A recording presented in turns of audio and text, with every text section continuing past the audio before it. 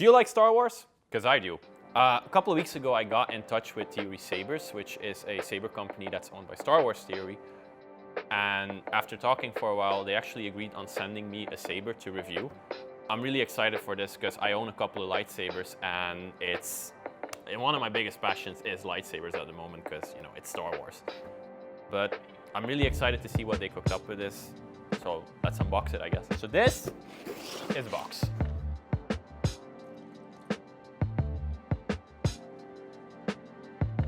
Okay, so let's open it. I haven't opened it yet. So this is just, it came in a cardboard box. I took the box off and that's how far I went. So I'm really excited to see. Okay. So first off, it's pretty standard what you're expecting from a lightsaber kit to look like. You have the manual here, which I'm guessing it's gonna be universal manual like most saber stores do it. So yeah, it's a universal manual. It doesn't only cover the NeoPixel, it covers the RGB, covers your warranty. Always, I do recommend reading through this before starting up your saber, because most sabers, although they use the same technology kinda, it always is a different board, or they're always gonna do something different with it, and you don't wanna screw it up when opening it. So always read this one first. All right, something I'm already noticing is the bag, which I'm guessing holds the saber. This is the first time I'm getting this. Like, it's nice. It just feels like it's a little bit more premium. It also says on the box it's a premium collectible. So yeah, okay. Without further ado, I'm gonna just open it because, again, really excited to see what it's like. Okay, so it's nicely packed. It's very chrome. I'm actually kind of afraid to touch it without gloves because I'm gonna get fingerprints on it. But cool. Yeah, so as I thought, like even the smallest touch on this, just because it's that chrome, is gonna leave fingerprints. But it's really good because that's how it is in the movie. It's like just like from the first view of it, it's really accurate to what they do in the movie for it. So if you haven't guessed it yet, this is based on Episode 3. It's Anakin Skywalker's lightsaber. Specifically Episode 3.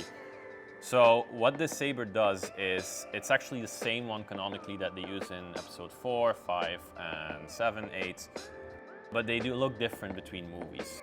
Specifically, the gold plate in Episode 4 is supposed to be like these emitter chargers, and also in Episode 4 they use this to flick on the saber, but it also looks different in Episode 4. While in other movies, the Clone Wars, for example, and like The Rise of Skywalker, all those movies, they use this button to push it on. So from what I'm guessing, the saber isn't on yet, but from what I'm guessing, these are the buttons that you're gonna control the saber with, which I'm gonna guess this is gonna be the on button and this is gonna be the aux button. So I'm gonna open it up, look at the board.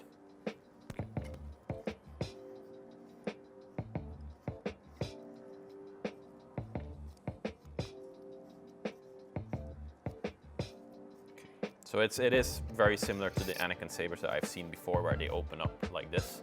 I preferred this over the old design, where you had to like unscrew this bit, and you would just kind of have to like, you know, try to get a grip on the board and pull it out like this. So this is your saber chassis, and I will say, I like this already quite a bit. It looks finished, it looks secure. I've seen boards where the NeoPixel board, like the Profi board here, is just like barely attached to it, and like it really scares me sometimes using it, but this looks sturdy. I'm also noticing that the on button on this, it's literally a switch, which is better than my first saber, which just had like a little button like this where you had to like push it almost with like a needle or something to get it on. Now this is nice. I'm also noticing the spikes on top is a different system to what I'm used to, so I'm just gonna look inside the saber for a second. And yeah, so pretty much this is, if you were to build your own saber with like a standard chassis like you can get off like a lot of websites, this is normally placed in a different order, and these pins would connect like directly onto the saber blade. But what the system that they're using here is, it's almost like they transferred the original saber boards to inside the saber, and it has to connect like this, and like I guess it's a lot easier to plug it in like this. So we're gonna turn it on now.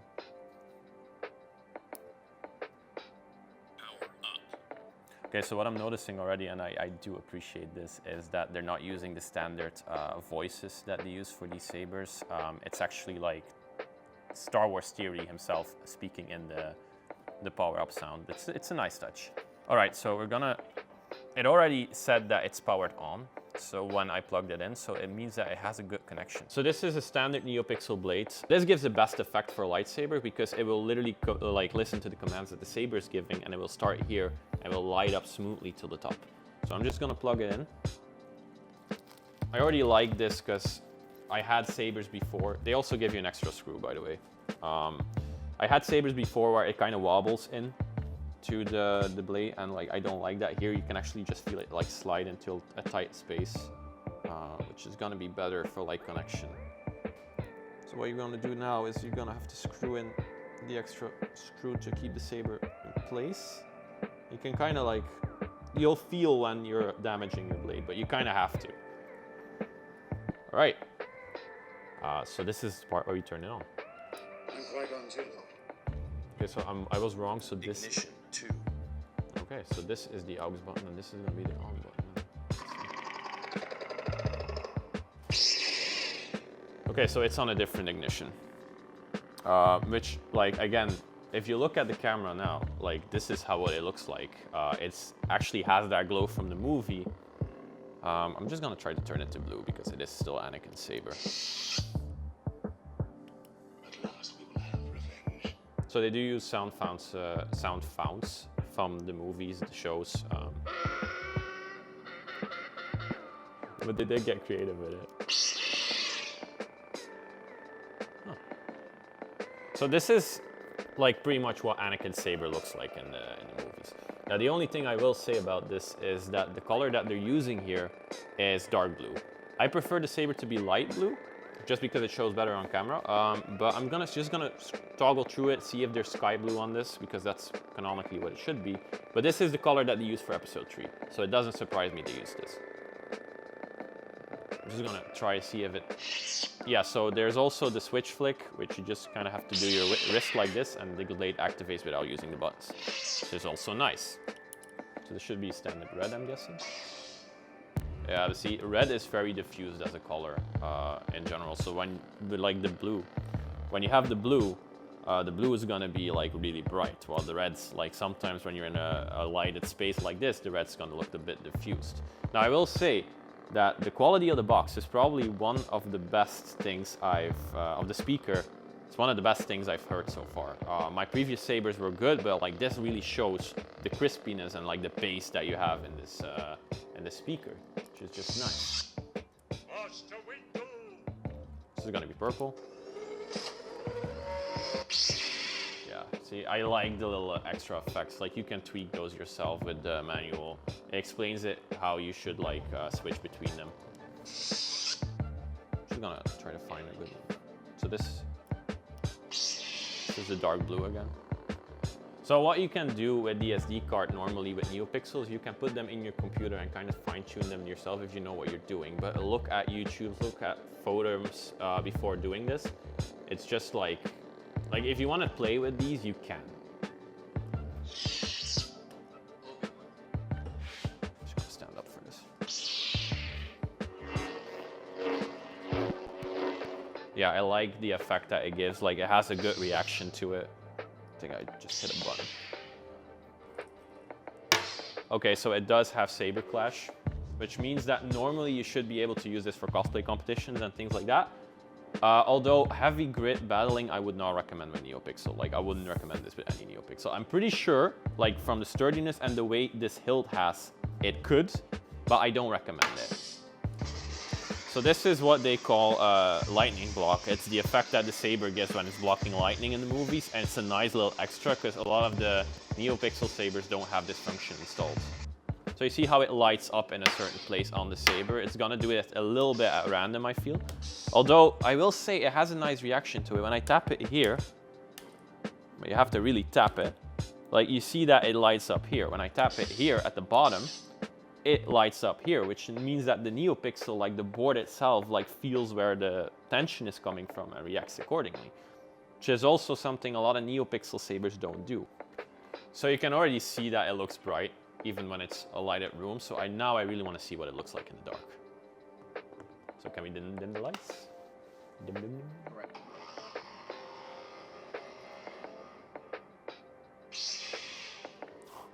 So that was a different ignition. Again, I'm trying to play with it, see how it switches, but like, look how bright it is, just like this as well. It looks still exactly like it looks like in the movie. I just can't stop looking at it on a screen because it's just like, it's so accurate to the movie. And I like it a lot. Like, this is literally what you're paying your money for. Like, you're paying for a NeoPixel Saber that is that installed, that has the different ignitions, that has the option to switch ignitions without switching fonts. Like, that's why you want a NeoPixel. It's the creativity behind it is why you don't get an RGB Saber. That look is why you don't get an RGB Saber. That's why you're paying your money for a NeoPixel. Okay, so I'm playing around with the sound files and the programming, and like, this is the lighter blue that I was talking about. It's gonna look a little bit better on your camera. I do like the fact that they included this sound effect in it when you hear it start up. It's the explosion from Jango Fett's ship in episode 2, and I really like this sound. It's one of my favorite sounds in all Star Wars. It's really creative when it's switching fonts. You're gonna hear the character speak, and then you're gonna get a different color, and you're gonna get a different sound file. I specifically asked for the prequel pack on this, which is something they offer extra. It's exclusive sound files with music and everything.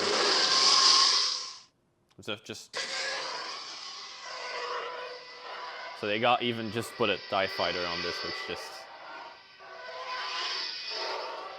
This is so fun, like, I'm not even gonna lie. So pretty much this is everything you're gonna get from a NeoPixel Saber. There's still a lot more that I don't have time to cover, sadly, because again, I just unboxed it and I don't really know what it does all yet. Not yet. I'm just gonna put it down for now. So if you're wondering, if you have the idea to get into Star Wars cosplay, you want to cosplay a Jedi, you want to cosplay anything like this, do look into getting a saber like this. It's a bit pricey, it's an investment, but these sabers, they last years. My first Anakin saber lasted 5 years. My second one I'm currently still using, and now I even have a backup for this, and this is going to be the one that I'm going to be using the most now, because I just like the programming, I like the slickness of the hilt. The thickness of the blade, like, it all just kind of matches up perfectly.